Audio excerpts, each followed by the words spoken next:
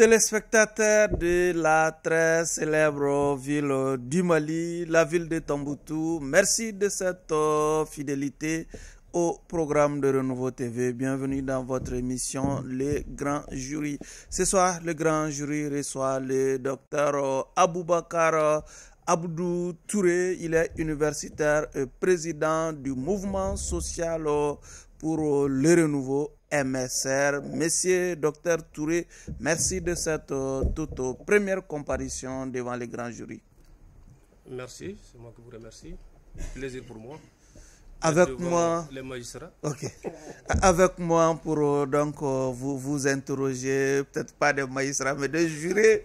Abdourahmane Keïta, il est directeur des publications du journal Le Témoin. Bonsoir Keïta. Bonsoir.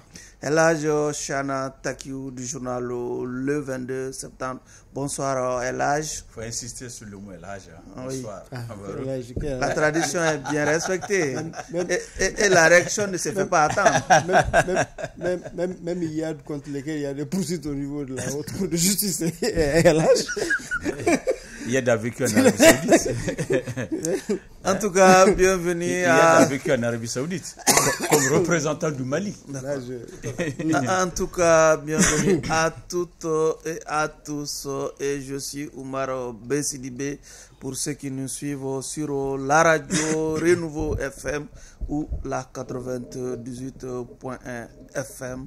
Déjà, docteur, votre regard sur la composition du jury.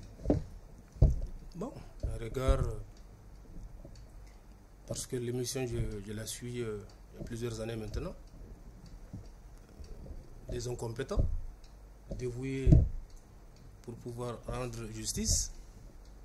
Donc j'espère que ce soir, tous les coins et les recoins de la chose sera dite pour que justice soit faite. Voilà. D'accord. Keïta. Que justice soit faite pour surtout au nom des téléspectateurs, des auditeurs qui sont au rendez-vous pour attendre chaque jeudi soir le jury. Vous savez que c'est toujours un plaisir d'accueillir les catégories de personnes qu'on n'a pas l'habitude d'accueillir. C'est vrai qu'il est chef de parti politique, mais nous avons l'habitude plutôt d'accueillir des chefs de parti politique très connus. Doublé de la casquette d'universitaire. Donc voilà, et ça fait un peu aussi en outre la différence parce que en fouillant dans sa vie, j'ai vu combien sa voix est discordante par rapport à la voix d'une majorité écrasante des partis politiques qui réclament le retour à l'ordre constitutionnel. Donc je pense que vraiment, ce n'est que bon aloi d'accueillir un invité aussi atypique. Chana, en regardant vos accoutrements, on a l'impression que Tombouctou est bien représenté ce soir ici. Bon. Le Maroc plutôt. Surtout Tombouctou. C'est un parent. Ouais. Mais aujourd'hui, ce n'est pas le parent qui est là. Le parent qui est sur le plateau. C'est un universitaire. C'est-à-dire que de façon classique, nous échangeons généralement avec des politiques très connus de la scène du microcosme politique malien. Aujourd'hui, nous avons un homme politique peu connu, mais surtout un universitaire. Donc, il est bon d'échanger avec, si je peux me permettre, des intellectuels, des grands intellectuels, il faut le dire, des grands intellectuels. Donc, nous allons débattre à bâton rompu de tout, et même peut-être de l'école. Donc, j'ai envie de commencer par vous. On peut déjà commencer. Oui. Monsieur Touré, c'est votre première comparution devant le grand jury.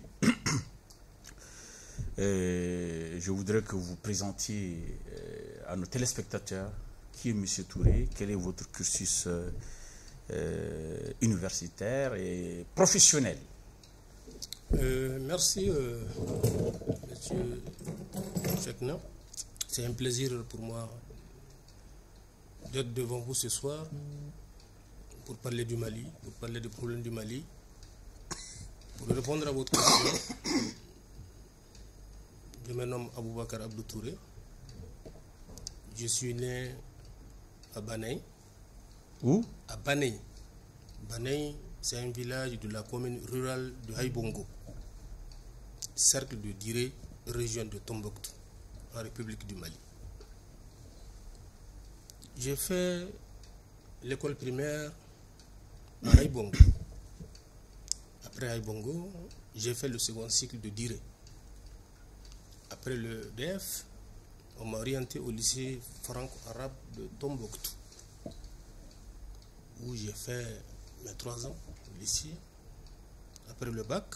Quelle série? Série SH, sciences humaines. Après le bac, il y a eu une bourse sur l'Union soviétique. Ah, c'est Da. Donc, orienté en Union soviétique pour faire économie politique. J'ai fait 6 ans en Asie centrale soviétique, plus précisément Tashkent, certainement. Tashkent, en Ouzbékistan. Mais j'ai fait quand même tout le tour de l'Union soviétique. J'ai fait même la Sibérie. Parce que j'ai fait 45 jours comme manœuvre là-bas. À la recherche de l'argent. Après l'Union soviétique, je suis rentré en 1992. En 1993, j'ai commencé à travailler dans une multinationale française qui s'appelle CFAO. Et plus précisément dans la branche technologie, CFAO Technologie, où j'étais ingénieur d'affaires pendant 13 ans. Après ces 13 ans, j'ai lu dans la presse un concours de la fonction publique demandant un spécialiste en marketing, plus précisément pour l'Institut universitaire de gestion. Et j'ai participé au concours, j'ai passé. Depuis 2003, je suis enseignant à l'UG dans la spécialité marketing. Actuellement, j'occupe le poste de chef de département STC, sciences et techniques commerciales. Voilà, brièvement, mon parcours. Comment est-ce que vous êtes venu en politique? Merci. Je suis arrivé en politique très tardivement pour le fait que je ne voulais pas faire de la politique. Mais il y a un certain nombre de facteurs qui ont fait que j'étais obligé de faire de la politique. Plus précisément, en 2009-2010, où j'ai été victime de politiciens. Parce que j'ai été victime de politiciens, j'ai compris que dans ce pays, si tu ne fais pas de la politique, tu n'as pas ta place. En tout cas, 2009-2010. 2009-2010. Mais je suis rentré en politique en 2016. Plus précisément, un 13 juin 2016, où des amis et moi, nous avons fondé notre parti qui s'appelle Mouvement social pour le renouveau. Voilà. Allez-y, Keita. Oui, vous êtes universitaire. Et comme vous l'avez eu depuis 2003, c'est que vous avez certainement eu à vivre l'espace scolaire avec l'ensemble de ces agitations qu'on connaît avec surtout un mouvement scolaire comme l'AEM. Est-ce que vous pensez que malgré tout, c'était une bonne idée de régler le problème de l'AEM jusqu'à la dissolution? Surtout qu'il fut un temps où l'UG était l'épicentre même du mouvement de l'AIM. Ok, merci. Effectivement, enseignant à l'UG, l'Université des sciences sociales et de gestion de Bamako, j'avais de très bons rapports avec l'AIM. Tous les étudiants de l'UG me connaissent. Le bureau exécutif de l'AIM à l'UG me connaît très bien. Même tout de suite, il y a à la porte quelqu'un qui fut secrétaire général à l'UG, membre de l'AM. Entre l'AM et moi, c'est des rapports de respect.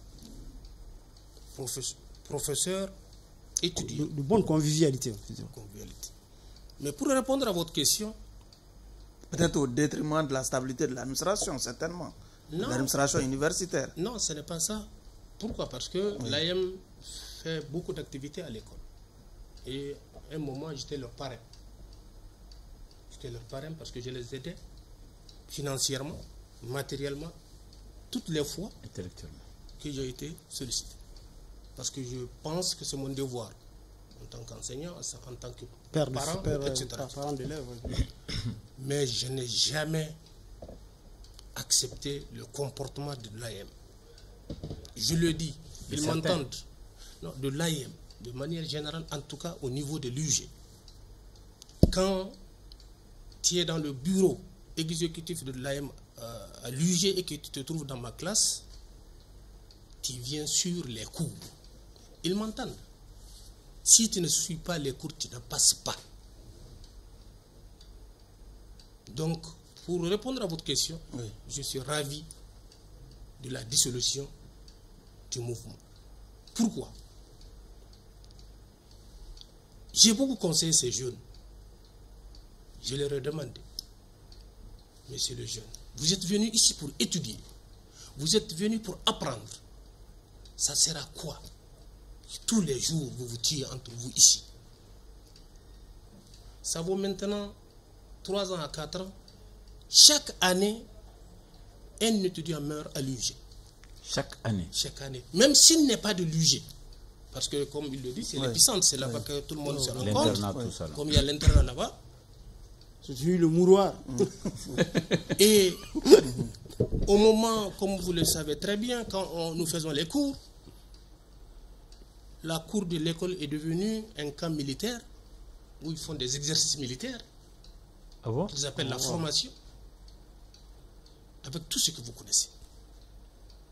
Donc, entre clans opposés. Non, même s'il n'y a pas de clan, les nouveaux qui arrivent, les nouveaux initiés, les initiés, voilà, pour les initiés, doivent passer une formation militaire. C'est pourquoi il y a des questions de grade entre guillemets. Oui. Vous voyez? Donc c'est pour vous dire que ce n'était plus un mouvement. Autre temps, autre mœurs, c'est pas notre AM. Pour défendre les intérêts des étudiants à l'école. Mais malheureusement, pour défendre les intérêts d'un groupe. Ok, M. Touré, c'est compris. Vous l'avez bien dit, effectivement, quand on voit, on dit, moi en fouillant un peu dans les archives, j'ai vu les circonstances dans lesquelles votre parti est né. Votre parti est né vraiment avec fracas, en s'opposant vraiment au pouvoir qui existait à l'époque.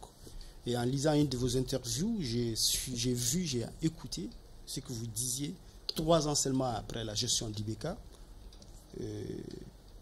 Vous pensez que cette gestion d'IBK se caractérisait par la corruption, l'injustice et l'amateurisme à l'époque. J'ai bien retenu ce que vous avez dit dans cette interview-là, qui date de 2016, l'année de votre naissance. Aujourd'hui, nous sommes à 4 ans de la gestion d'un pouvoir traditionnel. Qu'est-ce que vous retenez de cette gestion? Surtout qu'il fut membre du M5 RFP. Au passage. C'est pas que je fus. Oui. Je suis membre du M5 RFP. De quelle tendance? Chez moi, il n'y a pas de tendance. Il y a un seul mouvement M5 RFP, dont le président est monsieur Dr Shogel Kokala Meiga. Voilà. Alors, pour répondre à votre question, ma position en 2016-2017 par rapport au pouvoir Ibrahim Boubacar Keïta, paix à son âme, n'est pas adressée à la personne d'Ibrahim Boubacar Keïta. Mais c'est des faits, et les faits sont têtus, qui montrent à suffisance qu'il y avait l'amateurisme, il y avait la mauvaise gestion, la délinquance financière, le favoritisme et l'injustice. Et l'injustice. Voilà. Je viens de vous dire tout de suite que j'ai vécu cette injustice. Donc, d'ailleurs, toute chose qui m'a poussé... Selon ce que vous avez dit, vous ne l'avez pas vécu sous IBK, vous l'avez vécu en 2009-2010. Bon, c'est toujours... C'est antérieur à IBK. C'est antérieur... Non, c'est pas antérieur à IBK. IBK est là depuis 1991. Non, 2013. 2010, non, pas aux affaires. S'il vous plaît, quand je dis qu'il est là... Il était lui-même opposant en 2009. Non, c'est la même mouvance, c'est les mêmes hommes politiques. L'année que vous évoquez, c'est le régime d'Atiti. Lui était à l'opposition, IBK était à l'opposition. Sauf qu'il ne parle pas en termes de régime. Est-ce qu'il était à l'opposition? Moi, je ne parle pas en termes de régime, oui. J'ai dit que, vous m'excusez, il était là depuis 1991, depuis l'arrivée, comment on l'appelle, des démocrates au pouvoir. Ouais. N'est-ce pas? Oui. Donc c'est la même chose, c'est la même gestion, de la gestion d'Alpha, ATT, IBK, c'est la même chose. Ah bon? Moi je ne vois pas de différence. Ah bon? Et aujourd'hui, Aujourd'hui, c'est pas la même chose. Alors, donc de 2002, depuis que Choguel Mega était là, jusqu'à aujourd'hui, c'est la même chose aussi. non. Ah si, puisque Non. ah oui, si. Non, si, ce n'est pas la... si, de 2002 Non. avec ATT jusqu'à aujourd'hui, Choguel a participé pratiquement à tous les pouvoirs. Non, Or, vous cheminez avec Choguel. Je ne parle pas de Choguel quand Non, je dis par non. exemple, non, je veux savoir si vous Il considérez. dit qu'il ne parle pas de Choguel quand Quand il je dit dis non. non, je ne parle pas de Choguel. Ah bon, d'accord. Certes, Choguel fut ministre d'ATT, il fut ministre du BK. Il a contribué d'une manière ou d'une autre à la gestion du pays, ça c'est clair. Personne ne peut le nier. C'est des faits.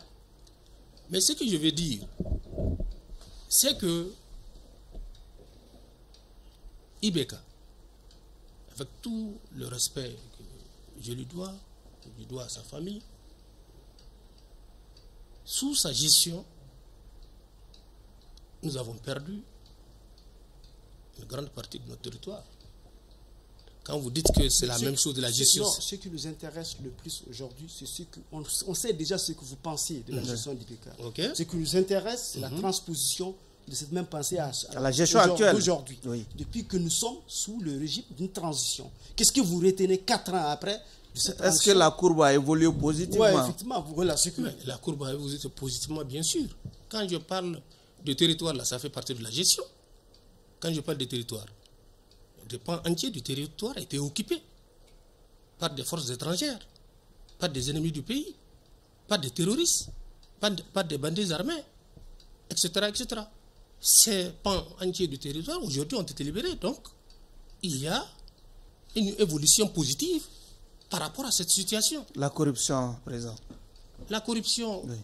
On remarque que actuellement, le régime actuel est en train de travailler pour lutter contre cette corruption. Il y a tellement de dossiers sous la main de la justice afin de pouvoir, en tout cas, endiguer, parce que c'est la corruption, la personne ne peut l'anéantir à 100%. On cherche à l'endiguer. Et je suis convaincu, compte tenu de tous les dossiers qui se trouvent au niveau de la justice, des mesures seront prises pour diminuer ce fléau qui aujourd'hui constitue un véritable handicap pour le développement de notre pays. Et l'injustice? L'injustice et la corruption, c'est à peu près la même chose. C'est des processus.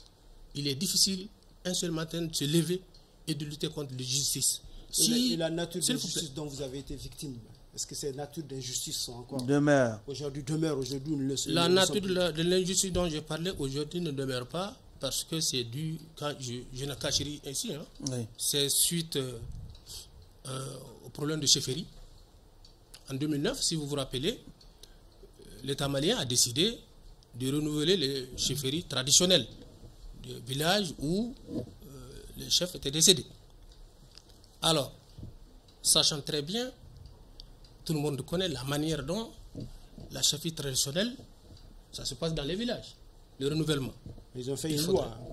Je n'ai pas compris. Il y a une loi qui est intervenue pour ça après, en 2009, je me rappelle. Non, qu'il y ait une loi ou pas, tout le monde sait que élection. Non. Ça a été toujours comme ça. Ça a été toujours comme ça. Pour être chef, il faut que tes parents, en tout cas dans ta famille, qu'il y ait la chefferie. La lignée. La lignée. Oui. Donc, si au sein d'un village, des politiciens viennent dire parce que telle personne est de mon parti, donc c'est lui qui doit être chef de village, c'est un problème. Et c'est ce problème qui a dénaturé notre société. Aujourd'hui, au moment où je vous parle, il y a des villages au Mali où il y a 2 chefs de village, 2 imams, depuis 2009. C'est la politique qui a fait ça. Et c'est des politiciens qui ont fait ça. Avec la complicité, bien sûr, de l'administration, mais aussi de la justice. Ok. Chana, allez-y. Oui. C'est-à-dire que le parallèle que Abdraman lui a demandé de faire entre le régime précédent, sinon les autres régimes, parce que tu es en train de mettre dans le même panier les 30 ans de démocratie, tu essaies de les comparer à ce régime militaire. 4 années de régime transitionnel. Est-ce que vous pensez que les 4 ans de transition ont été mieux que les 30 années de régime démocratique.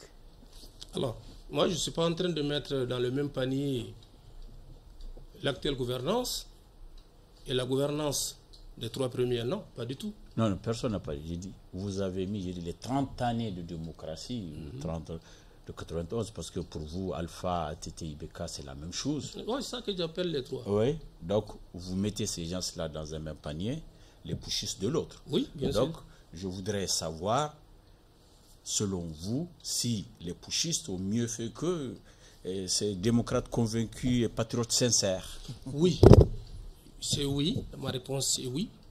Pourquoi? Parce qu'avec ces démocrates dont vous parlez, une région entière du Mali a été occupée qu'ils n'ont pas pu libérer. Ces patriotes, en tout cas que je considère comme des patriotes, les militaires, sont arrivés et ils ont libéré cette région. Et sous le régime du Beka, dont M. Keïta aime beaucoup parler, Non, j'en Il fait parle, allusion. parle simplement Non, parce que j'ai vu ce que vous avez dit de Oui, ça. oui, non. Vous êtes né. je ne le nie pas. Ouais, ouais. C'est-à-dire ce que votre rejet des pratiques du régime IBK sont congénitales à votre naissance. Non, ça c'est clair. Voilà, Parce que, c'est pourquoi j'en fais allusion. Ce n'est pas parce que je me sentais humilié. Encore Vous que savez, la date donnée même relève du régime d'ATT. Vous savez, Non, il est La né date en évoquée. Ils sont nés en 2016. Oui, j'ai dit la date 2016. évoquée. J'ai dit, j'ai beaucoup voyagé. Pendant le régime du Beka, on rasait les murs à l'extérieur. Aujourd'hui, aucun Malien ne rase les murs à l'extérieur. Ne serait-ce qu'à cause de ça. On peut dire qu'aujourd'hui, nous sommes fiers d'être Maliens.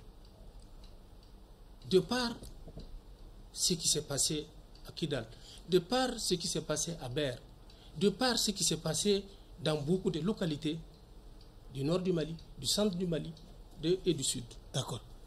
Docteur Touré, l'actualité est aussi marquée par l'arrestation de certains de vos camarades politiques, et même si vous n'êtes pas du même bord, on a quand même enregistré l'interpellation d'une dizaine de leaders politiques. Votre réaction? Alors, ma réaction, c'est que vraiment je suis désolé pour ce qui est arrivé à ses camarades, et que je pense que jusqu'à présent nous sommes en démocratie. Ils auraient dû tout simplement les interpeller, les écouter et les libérer. Vraiment, et je souhaite qu'ils soient libérés. Vraiment, c'est mon souhait. Comme le dossier est dans les mains de la justice, je ne souhaiterais pas tellement commenter. Est-ce que vous ne pensez pas comme ça simplement parce que vous avez un camarade qui est aussi dans les liens de la justice, en l'occurrence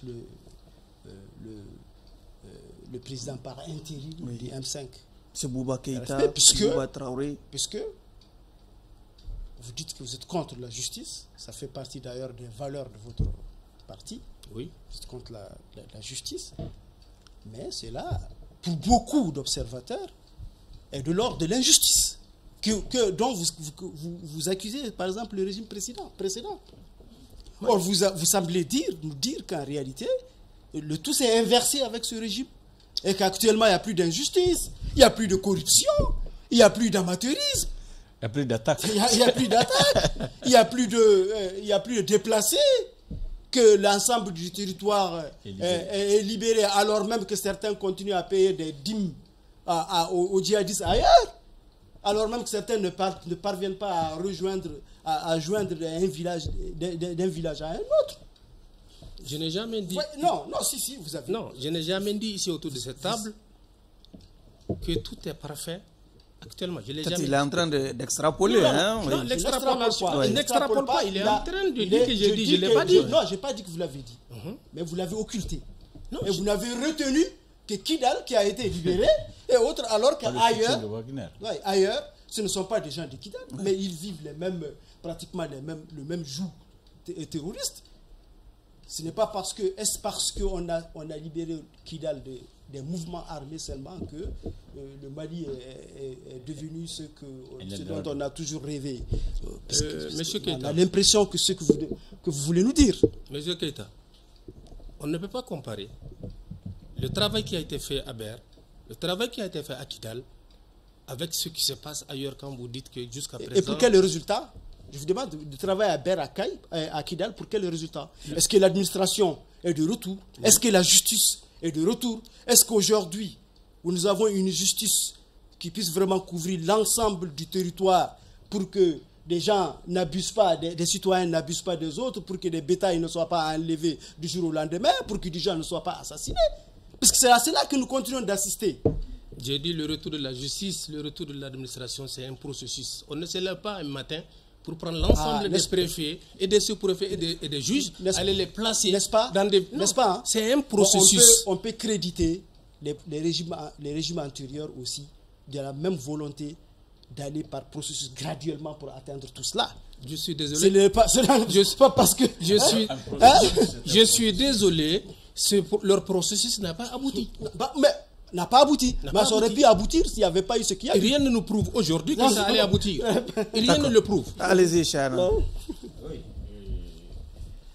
Monsieur le Président, on parle toujours de la situation du pays. Le Mali d'aujourd'hui, au niveau de la corruption, au niveau de la justice, au niveau des questions du Nord, au niveau du centre. Le problème s'est déplacé de Kidal et au centre, c'est au sud aujourd'hui. Est-ce que vous voyez pourquoi on a libéré Kidal et pourquoi jusqu'à présent on tarde à libérer Badjangara, Koro et le pays d'Ogon? Okay. Je dis Banyagara, Koro, comme je le disais tantôt, la libération est un processus. Ce qui se passe à Kidal ou bien ce qui s'est passé à Kidal, ce n'est pas la même chose qui s'est passé à Banyagara ou bien à Koro. Nous ne sommes pas dans une situation d'occupation à Koro et à Banyagara. Les éléments qui œuvrent à Banyagara et à Koro, la plupart sont des Maliens qui veulent instaurer un katiba. C'est une occupation djihadiste. Oui, c'est bien une occupation. Ils ont même signé avec les djihadistes pour avoir la paix. Oui, c'est clair. C'est une occupation pure que Kidal. Kidal, ce sont des natifs qui étaient à Kidal. Des natifs de Kidal. Qui voulaient séparer Kidal du Mali. Hein? Qui voulaient séparer Kidal du Mali. C'est différent. Parce que même c'est différent. On peut le dire et le prendre avec des pincettes, puisqu'en réalité, parce que partout depuis la signature de l'accord qu'ils ont signé, ils ont renoncé à il y avait un gouverneur. Mali. Ce que vous appelez libération. Avant cette libération, il y avait un gouverneur à Kidal, il y avait l'administration. Et même cohabiter, travailler avec... Tous les papiers signés consacraient l'indivisibilité. Il y avait quel gouverneur avant la libération? Il y avait Sissoko. Où? À Kidal. Non, la libération n'a pas trouvé Sissoko à Kidal. Sissoko, c'est dans la mouvance de la libération qu'il a été accusé de quelque chose et puis il a arrêté. Donc, ne dites pas que... Ah si, il y avait avant Sissoko aussi, il y avait un gouverneur. Pour nous vraiment, très sérieusement... Chana, est-ce que votre question a été répondue? Non, pas encore, il n'a pas répondu. Donc, on va lui laisser la chance aussi de répondre aux questions. S'il vous plaît, répétez votre question. Non, n'oubliez pas la question. J'ai dit Kidal a été libéré, comme vous le dites, et qu'est-ce qui tarde la libération du pays d'Ogon? Moi, je pose une question. J'ai dit la libération du pays d'Ogon, comme celle de Kidal, c'est un processus. On est en train de travailler pour libérer Banyagara, pour libérer Koro, pour libérer toute la région de Mouti, de Banyagara et de Koro. Voilà, c'est un processus. On ne peut pas se lever un matin pour qui connaît ce que le Mali a vécu durant tout ce temps-là. Ce problème ne date pas d'aujourd'hui. Bon, c'est que on ne peut pas se lever un matin pour dire qu'on va chasser ces djihadistes qui sont là depuis les années 90. La seule certitude, l'armée est bien outillée, elle est sur le terrain, elle travaille bien. Ça, c'est évident. Mais vraiment, tous les pays de Gon, presque ici à Bamako, au niveau de Garbal, de Niamana, un peu partout, le pays de Gon est quelque part déciminé, c'est ça, non? Décimé. Parce que vous voyez, vraiment, ça ne va pas. Je pense qu'aujourd'hui... Même ils ont donné de la voix, d'ailleurs, avec leur communiqué. Décimé. J'ai dit qu'il y a des autorités qui sont en train de prendre des dispositions pour résoudre ce problème et que c'est un processus. Avant l'arrivée de ceux qui sont aujourd'hui au pouvoir, c'était pire. Ce qui se passe à Koro et à Banyagara. Ce n'est pas évident. C'est des villages entiers, des troupeaux entiers qui sont brûlés, tués. Aujourd'hui, il n'y a pas ça. Ce sont les gens du pays Dogo, même chaque fois on voit les vidéos qui disent qu'il n'y a jamais eu pire situation qu'aujourd'hui. Est-ce que ce n'est pas dangereux aussi d'insister sur la connotation pays Dogon lorsqu'on est dans un contexte? Non, pourquoi on insiste sur Kidal? Pourquoi Kidal? Nos pays Dogon, quand tu dis les régions c'est pays Dogon. Quand tu dis pays Kidal, on pense aux Touaregs. C'est comme ça, c'est le pays Dogon. Et j'ai précisé Badiangara, Koro, tout ça là. Mais bon, ça, il n'est pas spécialiste du domaine, on le comprend bien. C'est un politique du M5 tendance Choguel. On comprend bien sa position. Maintenant, on va évoluer par rapport à un autre sujet. En parlant. Attends, si vous voulez, puisqu'il fait la différence entre les anciens régimes et le régime actuel à travers Kidal. Pas seulement Kidal. Hein. Non, ce qui fait la différence. C'est un exemple parmi tant d'autres. Bon, prenons Kidal seulement. On peut aussi reprocher. Kidal, c'est important. On peut reprocher à ces régimes-là aussi de nous plonger dans quelque chose qu'on n'avait jamais connu par le passé, tel que l'obscurité. En plus de l'obscurantisme qui est en train de ramper au centre, aujourd'hui, nous sommes quand même, le pays est dans l'obscurité. Ça aussi, on ne l'a pas connu par le passé. Est-ce qu'ils sont partis à une solution pour ça? Voilà, effectivement, qu'est-ce que vous pensez? Oui. Je suis d'accord avec vous que le pays est dans l'obscurité. Je ne le nie pas. C'est un problème très sérieux. Et tous les Maliens doivent se lever pour trouver la solution. Beaucoup d'impact. Sinon, c'est l'effondrement total de notre économie. Je l'ai toujours dit. Et j'invite ceux qui sont au pouvoir de prendre des dispositions pour qu'on ait de la lumière. Sinon, on va tous disparaître. Ça, c'est clair et net. Aujourd'hui, le problème de l'électricité et de l'énergie, tout le monde le connaît, c'est un problème d'argent. On n'a pas d'argent. En plus, même si on a de l'argent aujourd'hui, on ne pourra pas avoir l'électricité. Pourquoi? Parce que l'électricité, il faut, comment on l'appelle, la produire, il faut la transporter. Les lignes même qui transportent l'électricité, c'est la vicissitude totale. Même si aujourd'hui, on a de l'argent. Même l'interconnexion avec la Côte d'Ivoire? Même l'interconnexion avec la Côte d'Ivoire. Ah oui, les lignes ne sont pas en état. Avec ces vétustés, on avait quand même du courant de par le passé. Bon, les raisons qui font que on n'a plus le courant, comme vous le dites, sont connues. Si la Côte d'Ivoire ne donne plus le courant, j'ai dit que c'est un problème d'argent. Il y a un problème d'argent quand même. Allez-y, Chana. Oui. Donc, moi, je voulais évoluer en avançant, en parlant maintenant de la CEDEAO. Oui. Nous savons que notre pays, plus deux autres pays qui ont la même identité que nous, en termes de gestion militaire, disent avoir quitté la CEDEAO. Ils sont aujourd'hui membres de l'AES. Est-ce que vous pensez que c'est une bonne chose d'abandonner la CEDEAO en tant qu'universitaire? Alors, c'est pas seulement en tant qu'universitaire, je parle d'abord en tant que Malien, citoyen. Ce que nous avons vécu ici. Quand j'ai dit en tant qu'universitaire, je voulais avoir le point de vue de l'universitaire. Mais bien sûr, l'universitaire, le politique, le citoyen. Ouais, exprimez-vous librement. Je vais vous répondre par étapes.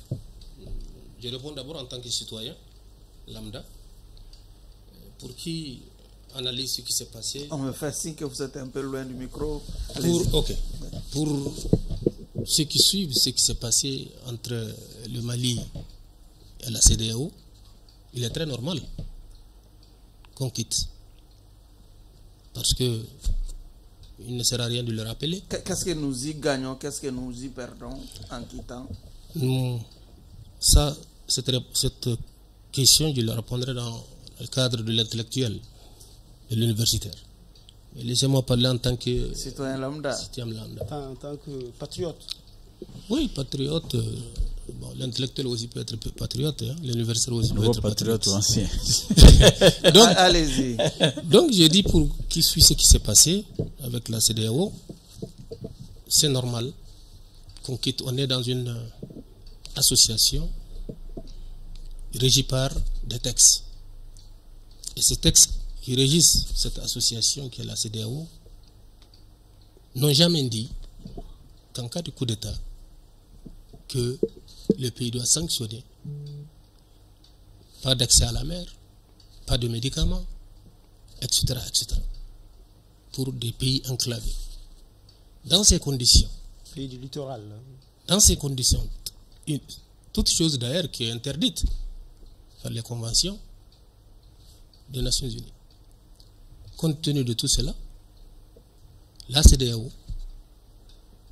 s'est réunie et nous a sanctionnés injustement.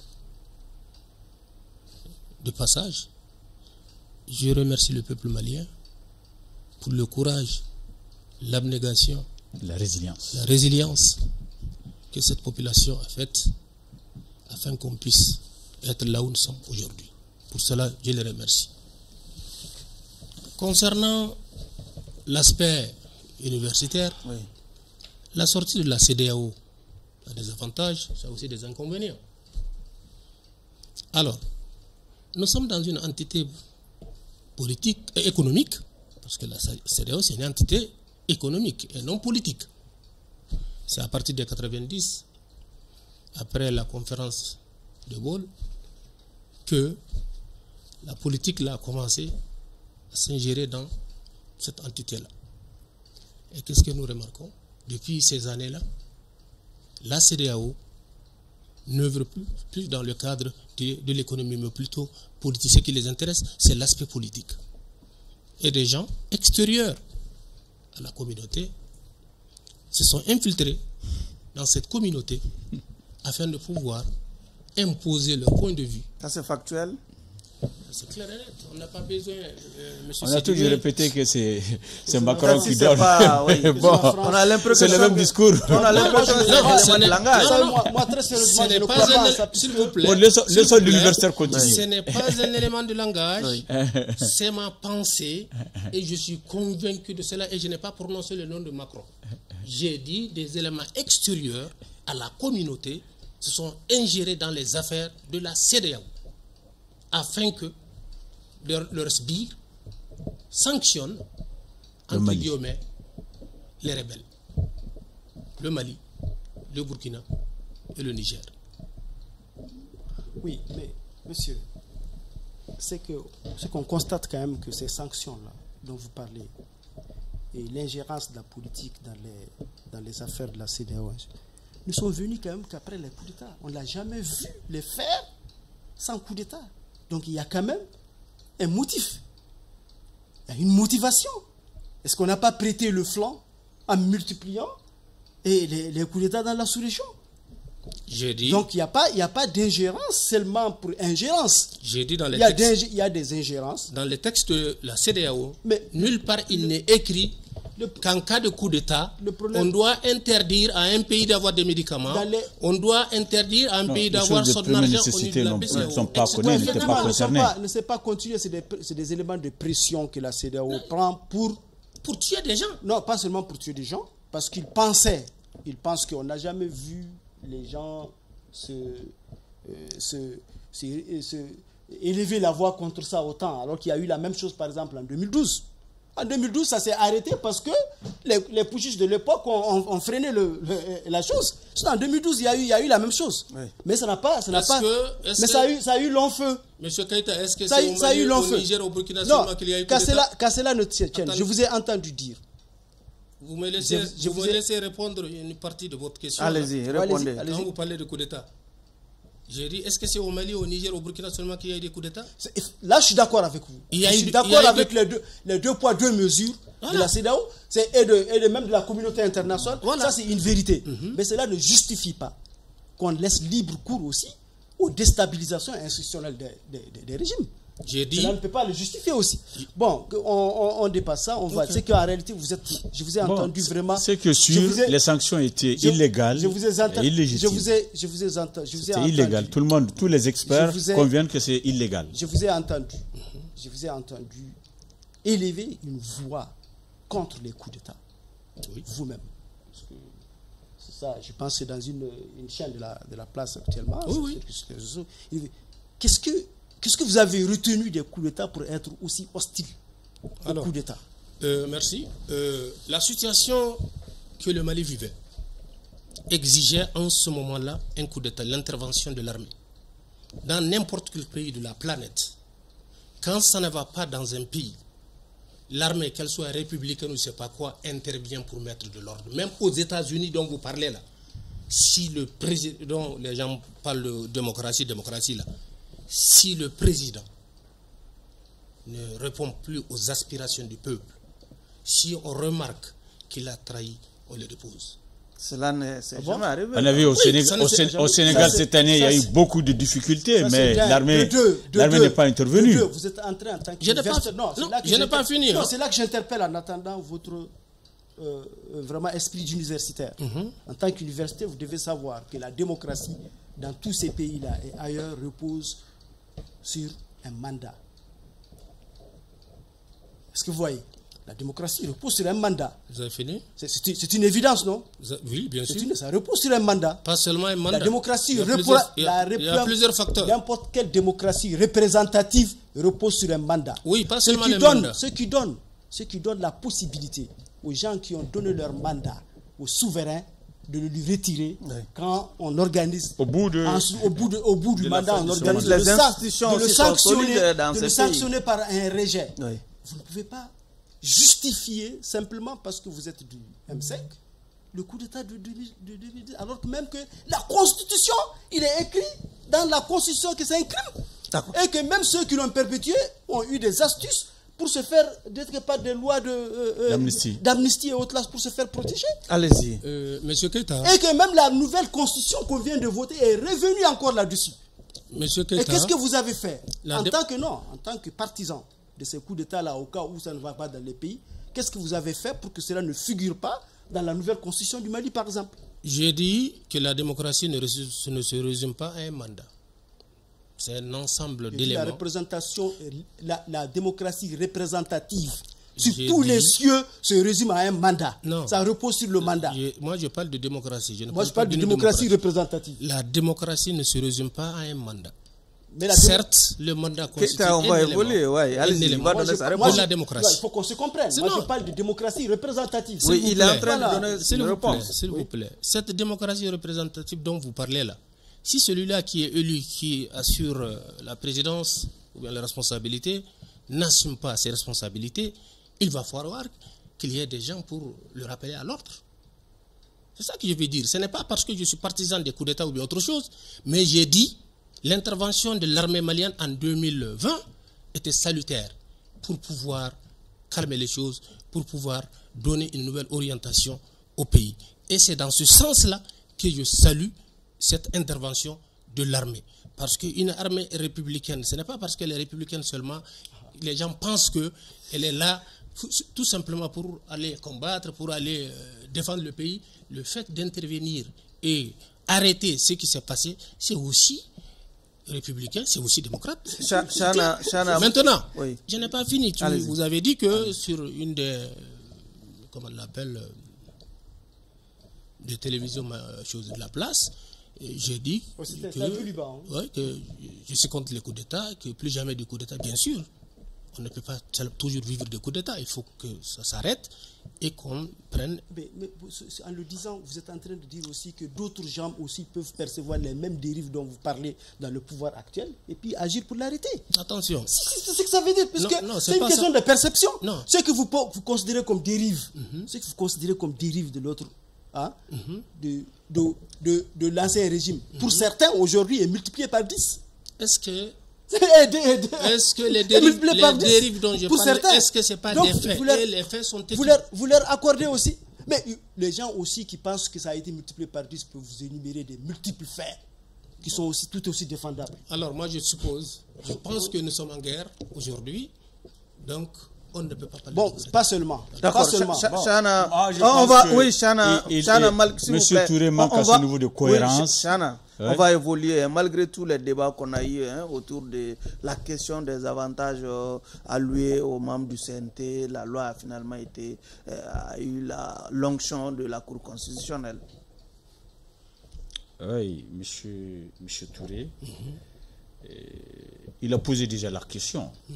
Répondez, après je vais réagir. Malgré tout le débat qui a eu lieu, la loi a eu l'onction de la Cour constitutionnelle. Oui, c'est ça la question principale. Oui, je donne mon point de vue par rapport à ce problème. Ouais.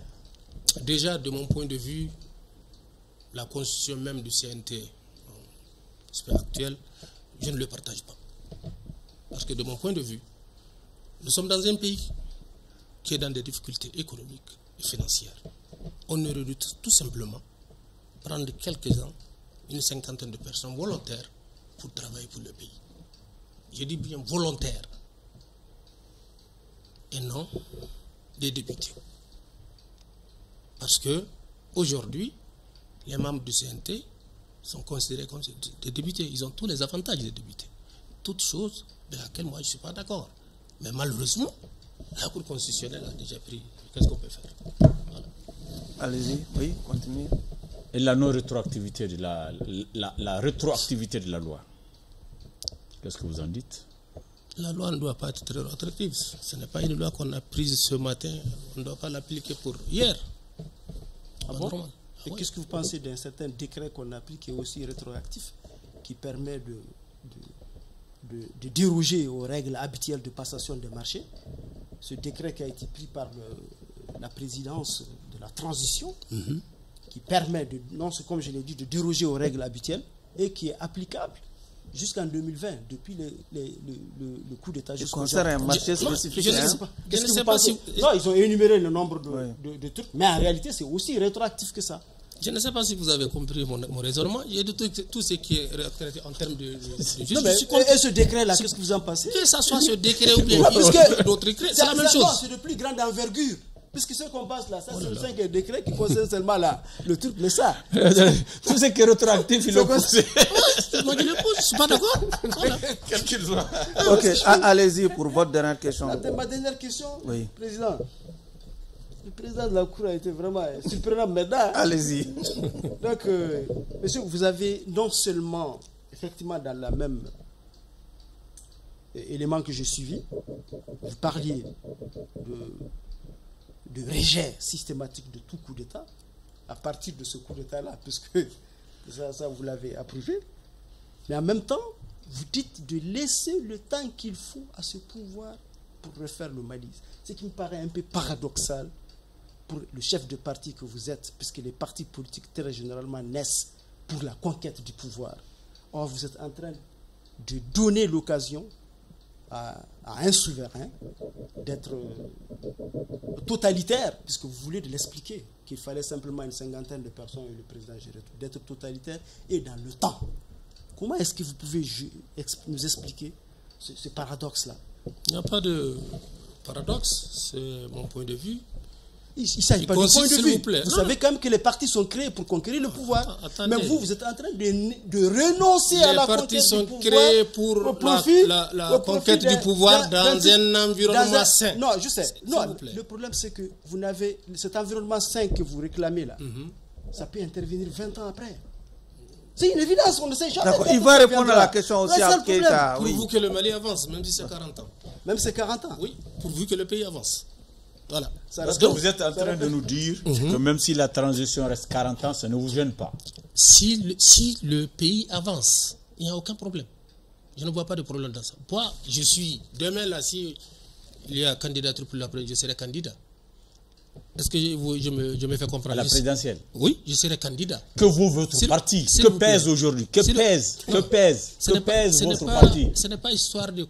Non, je voudrais savoir, c'est vous qui êtes devant nous aujourd'hui, je voudrais savoir que pèse votre parti. Pour qu'il soit candidat. Combien de conseillers? Quelles sont les structures? Vous êtes implanté où? Ok, merci. Je vais commencer par cette question. Tout à fait. Mon parti créé le 13 juin 2016. Rappelez-vous qu'en décembre 2016, il y a eu les élections municipales. Vous vous rappelez? Entre-temps, mon parti a participé à ces élections. Et je suis sorti dans mon commune avec 2 conseillers. De 2016. Candidat dans une seule commune seulement? Non, j'ai dit que j'ai participé dans ma commune et je suis sorti avec 2 conseillers. J'ai participé dans la commune. Non, moi je n'étais pas candidat. Ok? Et j'ai participé aussi dans la commune urbaine de Direy. Ok? Maintenant, la deuxième partie de la question, où est-ce que nous sommes, où est-ce qu'on est représenté, etc., etc. Au moment où je vous parle... Dans tout le pays, vous n'avez que 2 conseillers. Oui, 2 conseillers. Et depuis ce jour-là... Pour une première participation. Pour une première participation, entre juin 2016 et, comment on l'appelle, décembre 2016, la même année. Il y a des partis qui ont vu le jour en 91 qui ont 0 conseiller au Mali. Donc, je suis fier de mes 2 conseillers. Voilà. Je suis présent dans tout le cercle de Direy. OK? En termes de présence. Je suis présent dans toutes les communes de Bamako. j'ai une représentation à Paris. À Paris, oui. J'ai une représentation à Paris. À Washington aussi. J'ai une représentation aux États-Unis. Ok? Maintenant, vous dites, en 2020, il y a eu des élections de députés. Oui. Mais avant les élections de députés, il y a l'élection de 2018, présidentielle de 2018. Ok, j'ai posé ma candidature à ces présidentielles-là. Il fallait avoir la caution, bien sûr, des conseillers, ou conseillers. J'ai eu la caution à Gao, je l'ai eu dans la région de Tombouctou, je l'ai eu dans la région de Mopti, je l'ai eu à Sikasso. Auprès des autres partis. Auprès des Maliens. Parce que ce sont des élus des autres partis. Des Maliens. C'est tant Maliens. mieux. De toute façon, que ce soit auprès des autres partis, je les ai eus quand même. Je l'ai eu à Ségou, je l'ai eu à Koulikoro, je l'ai eu à Kaï. Ok? Il est resté Bamako. Bamako, quand j'ai cherché, on m'a dit, pour chaque signature, il faut que je paye 3 millions. Je leur ai dit que je suis désolé, je ne le payerai pas. Et voilà les raisons qui ont fait que ma candidature n'a pas été retenue. Sinon, tous les autres éléments, la caution? Tous les autres éléments, je les remplacé. Tous les autres éléments. Okay. Je n'ai pas fini. En 2020, c'est pour vous dire que nous sommes un parti qui vit. On n'est pas caché, quand bien même si vous ne le connaissez pas, nous vivons. En 2020, nous avons participé aux législatives. À dire, mais malheureusement, dans la plus grande partie de notre cercle, il n'y a pas eu d'élection. Vous avez soutenu quel candidat à la présidentielle alors, après avoir été éliminé? Oui, il était avec Soumaïla Cissé, oui. Voilà. Allez-y, Keïta, pour la toute dernière. Oui. Je ne vais pas vous demander. La vraie dernière je ne vais question. pas vous demander ce que vous Elle pensez. m'appartient, la vraie dernière. Non, allez-y. Je ne vais pas vous demander ce que vous pensez de la suspension des activités des partis politiques, parce que ça paraît ne pas vous déranger outre mesure. Non, non, vous posez la question. Non, ça ne vous dérange pas. Ça ne vous dérange pas. Vous ne connaissez pas ma réponse. Non, si, je le connais, puisque c'est que vous pensez de la durée de la prolongation me donne déjà, me donne déjà des indications. Tout de même, il faut la poser. Pose la question. Abdourahmane, allez-y. C'est une façon de la poser aussi. Allez-y. Mais seulement ce que vous pensez, c'est que vous avez dit 40 ans, on peut même continuer. Bon, c'est une manière de parler. Oui, je sais, je le sais. Et 20 ans, mais c'est qu'on pouvait aussi, à la fin de cette transition-là, être confronté aussi à une candidature de celui qui l'a géré. Oui. C'est ce qui a décidé, par exemple, le dialogue intermalien comme recommandation, et en y ajoutant qu'il peut être candidat en restant lui-même à sa place, sans même démissionner, comme les textes le disent. C'est sur ça qu'on voulait vous entendre en tant que parti politique. Ma position par rapport à la candidature éventuelle de l'actuel président ou bien de n'importe quel militaire ne me dérange pas. Pourquoi? Parce que j'estime que c'est des Maliens. Ils ont le droit de gouverner ce pays-là, comme n'importe quel civil. Même en transgressant les lois puisqu'il y a quand même des lois qui l'encadrent. Ça, c'est une recommandation d'un dialogue. Ok, il n'est pas obligé de respecter cette recommandation-là. Peut-être que des dispositions, comme on l'appelle, seront prises pour pouvoir réglementer la chose. S'il veut se présenter comme candidat. C'est une charte qui dit qu'il ne peut pas être candidat. Comment qu'est-ce que vous pensez? Charte là, c'est pas le Coran. Allez-y. Allez-y, Chara. Je n'ai pas fini. Je n'ai pas fini. Par rapport à ma position, par rapport à la suspension des partis politiques, je ne suis pas d'accord avec ça. Mais il y a un décret. Qu'est-ce qu'on peut faire? Je ne suis pas d'accord parce que j'estime que mon parti n'a pas violé la charte des partis. J'estime que nous n'avons pas violé la Constitution. J'estime qu'on respecte tout ce qui doit être respecté dans ce pays. Donc je ne vois pas des raisons pour lesquelles... Mais si eux qui ont, comme on appelle, suspendu les partis, ils ont des raisons valables pour le faire, je ne vois pas de problème. Voilà. Ainsi prend fin donc les débats pour le compte de cette audience. Docteur Touré, le jury va se retirer pour procéder à la délibération. Keïta, nous sommes dans le secret de la délibération. Ce que j'ai retenu, c'est beaucoup d'incohérence chez notre invité d'aujourd'hui, et puis d'une tendance à l'accommodation.